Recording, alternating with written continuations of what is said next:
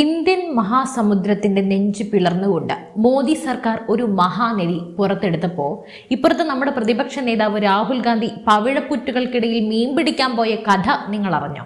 അതെ, ആൻഡമാൻ കടലിൽ നിന്നും ഒരൊറ്റ ദിവസം കൊണ്ട് കോടികളുടെ പ്രകൃതിവാതകം ചീറ്റിത്തെറിച്ച വാർത്ത പുറത്തു വരുമ്പോൾ ഇന്ത്യൻ വികസനത്തിന് തുരങ്കം വയ്ക്കാൻ നടക്കുന്ന അന്താരാഷ്ട്ര ലോബികളുടെയും അവരുടെ യുവരാജാവിൻ്റെയും ഉറക്കം കെടുത്തിയ ആ കംപ്ലീറ്റ് സ്റ്റോറിയാണ്, ആ കഥയാണ് നമ്മൾ ഇന്ന് പറയുന്നത്.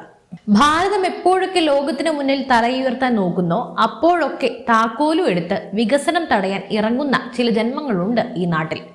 ചൈനയെ പൂട്ടാൻ ആൻഡമാനിൽ മോദി സർക്കാർ 72,000 കോടിയുടെ മെഗാ പ്രൊജക്റ്റും എണ്ണവേട്ടയും നടത്തുമ്പോൾ അതൊക്കെ നിർത്തിവെപ്പിക്കാനായി കടലിനടിയിൽ സ്ക്യൂബ ഡൈവിംഗും നടത്തി ഇൻസ്റ്റഗ്രാം റീൽസ് ഉണ്ടാക്കുകയാണ് നമ്മുടെ പ്രിയപ്പെട്ട പപ്പുമോൻ.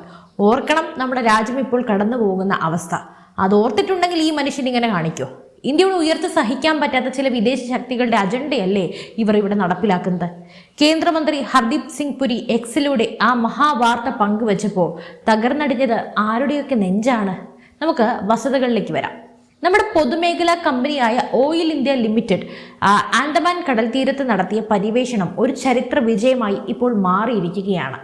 ആൻഡമാൻ ദ്വീപുകളുടെ കിഴക്കൻ തീരത്തു നിന്നും വെറും 15 കിലോമീറ്റർ അകലെയുള്ള ആൻഡമാൻ ഷാലോ ഓഫ് ഷോർ ബ്ലോക്കിലാണ് ഈ അത്ഭുതം സംഭവിച്ചത്. അവിടെ വിജയപുരം 3 എന്ന പര്യവേഷണ കിണറ്റിൽ ഇന്ത്യ കുഴിച്ചപ്പോൾ പ്രകൃതിവാതകം വലിയ മർദ്ദത്തോടെ മുകളിലേക്ക് അടിച്ചു കയറുകയായിരുന്നു. പഴയ UPS സർക്കാരിന്റെ കാലത്താണെങ്കിൽ ഈ ഫയലുകളൊക്കെ ചുവപ്പ് നടയിൽ കുടുങ്ങി അവിടെ കിടന്നേനെ, അനങ്ങില്ല.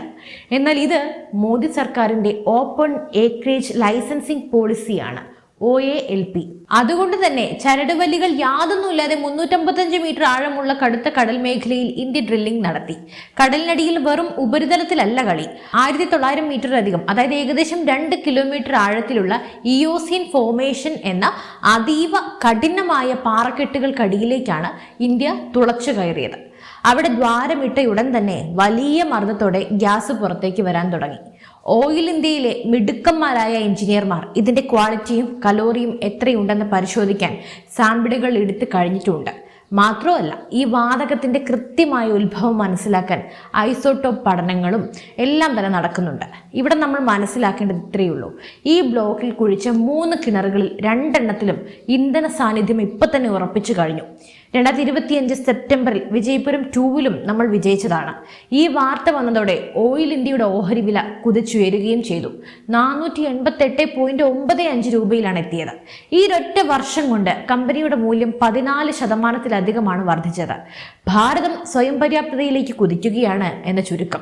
എന്നാൽ അതേസമയം തന്നെ അങ്ങനെയൊന്നും ഇന്ത്യ രക്ഷപ്പെടാൻ നമ്മുടെ പപ്പുമോൻ സമ്മതിക്കില്ലല്ലോ. അറിയാലോ, ഇന്ത്യ വികസിച്ചാൽ തന്റെ രാഷ്ട്രീയ ഭാവി തീരുമെന്ന് ഭയപ്പെടുന്ന രാഹുൽ ഗാന്ധി കൃത്യമായി ഇതേ സമയത്ത് തന്നെ ഈ പദ്ധതി നിർത്തിവെക്കാൻ വേണ്ടി കിണഞ്ഞു പരിശ്രമിക്കുന്നുമുണ്ട്. ഏറ്റവും ഒടുവിൽ അന്തമാൻ നിക്കോബാറിലെ പവിഴപ്പുറ്റുകൾക്കടിയിലൂടെ സ്ക്യൂബ ഡൈവിംഗ് നടത്തുന്നതിന്റെ ദൃശ്യങ്ങൾ സമൂഹ മാധ്യമങ്ങളിൽ പങ്കുവെച്ചാണ് ലോക്സഭ പ്രതിപക്ഷ നേതാവ് വന്നിരിക്കുന്നത്. എന്തൊരു കഷ്ടമാണിത്! എന്നാലും രാജ്യം എനർജി സെക്യൂരിറ്റിക്ക് വേണ്ടി ജീവനും പണയം വെച്ച് കടലിനടിയിൽ കിണർ കുഴിക്കുമ്പോൾ നമ്മുടെ പ്രതിപക്ഷ നേതാവ് ഓക്സിജൻ സിലിണ്ടറും കിട്ടി കടലിനടിയിൽ മിനിറ്റുകൾക്ക് ഫ്ലൈയിങ് കിസ് കൊടുക്കുകയാണ്. എന്നിട്ട് എക്സിൽ വന്ന് വലിയ തത്വചിന്തയും പറയുന്നു. വാണിജ്യ താല്പര്യങ്ങൾക്ക് മാത്രമാണ് മോദി സർക്കാർ എന്നും മുൻഗണന നൽകുന്നത്. അദാനിക്കായുള്ളതാണ് ഗ്രേറ്റ് നിക്കോബാർ പദ്ധതി എന്ന് അതേ സ്ഥിരം പല്ലവി തന്നെയാണ് വിളിച്ചു പോകുന്നത്. യാതൊരു മാറ്റവുമില്ല. മോദി എന്ത് ചെയ്താലും അതിൽ അംബാനിയെയും അദാനിയെയും തിരയുന്ന ഈ അസുഖത്തിന് ലോകത്ത് ഒരു ഡോക്ടർക്കും മരുന്ന് കണ്ടുപിടിക്കാൻ കഴിയില്ല. ഒരേ ഒരു മരുന്ന് ആ പ്രധാനമന്ത്രി കസേരയാണ്. ഇതുകൊണ്ടും തീർന്നില്ല. ഗ്രേറ്റ് നിക്കോബാർ പദ്ധതിക്കെതിരെ ജനങ്ങളെ ഇളക്കി വിടാൻ തന്റെ വെബ്സൈറ്റിൽ അദ്ദേഹം ഒരു പ്രത്യേക ഫെസിലിറ്റി വരെ ഒരുക്കിയിരിക്കുകയാണ്. എന്തെങ്കിലും ഗുണമുണ്ടോ?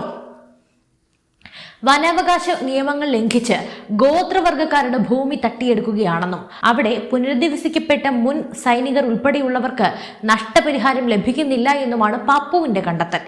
സന്ദർശനത്തിനിടയിലാണ് ഈ സ്ക്യൂബ ഡൈവിംഗ് നാടകം. നെഹ്റു കുടുംബവും കോൺഗ്രസും രാജ്യം ഭരിച്ച കാലത്ത് ഇന്ത്യ എങ്ങനെയായിരുന്നു എന്നത് പ്രത്യേകം പറയേണ്ടല്ലോ. നിങ്ങൾക്ക് എല്ലാവർക്കും അറിയാലോ.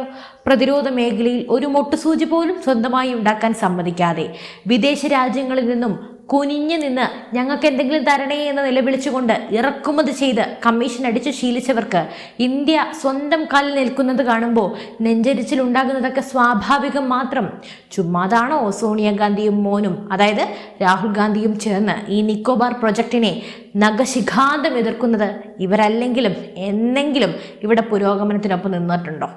ഇന്ത്യയുടെ ഉയർച്ച സഹിക്കാൻ പറ്റാത്ത വിദേശ ശക്തികളുടെ കയ്യിൽ വെറും പാവകളായി ഇവർ മാറുകയാണ്.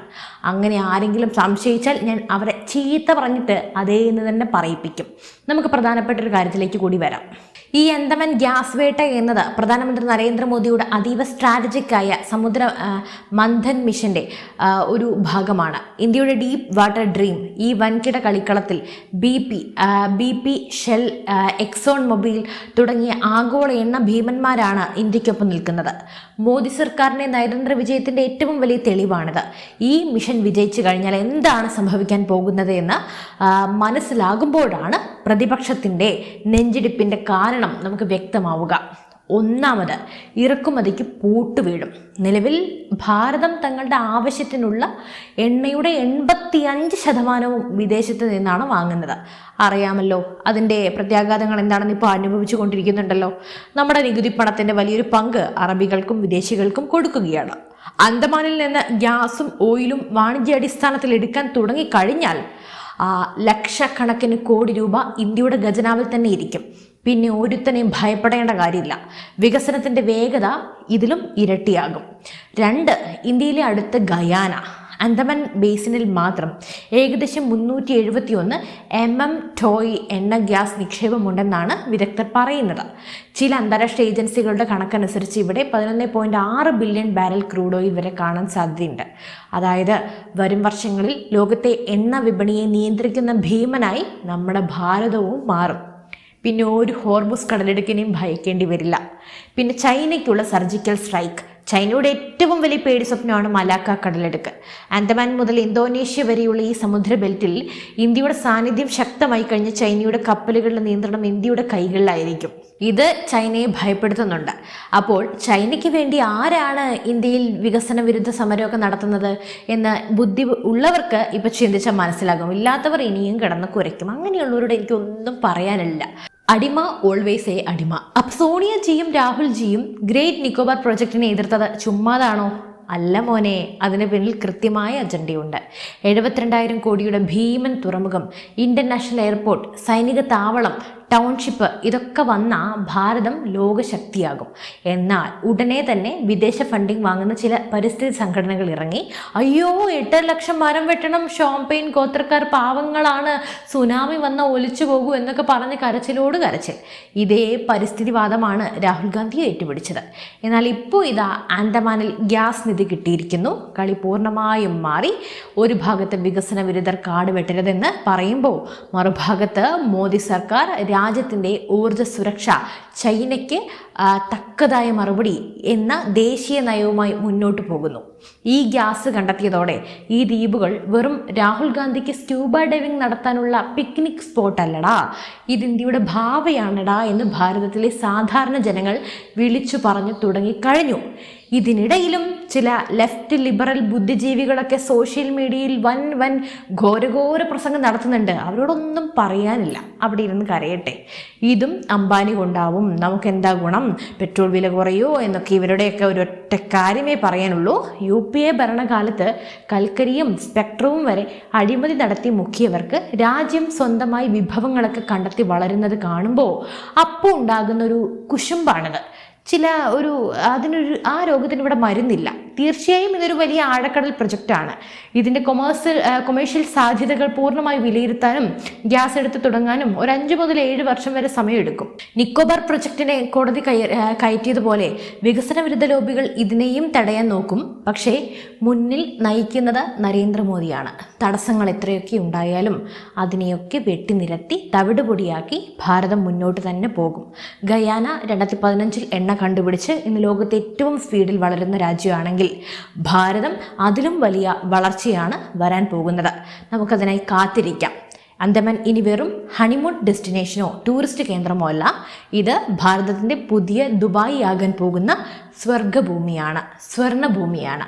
അന്തമാൻ കടലിലെ ഓരോ തുള്ളി വെള്ളവും ഇനി ഭാരതത്തിൻ്റെ ശക്തിയായി മാറും. രാഹുൽ ഗാന്ധിയെ പോലെയുള്ളവരൊക്കെ എത്രയൊക്കെ കിടന്ന് സ്ക്യൂബ ഡൈവിംഗ് നടത്തി വികസന വിരുദ്ധ ക്യാമ്പയിനൊക്കെ ചെയ്താലും ഒന്നും സംഭവിക്കാൻ പോകുന്നില്ല. 140 കോടി ജനങ്ങൾ മോദി സർക്കാരിനൊപ്പം വികസനത്തിൻ്റെ പാതയിലാണ്. അപ്പോൾ ഈ വിഷയത്തിൽ നിങ്ങൾക്ക് എന്താ പറയാനുള്ളത്?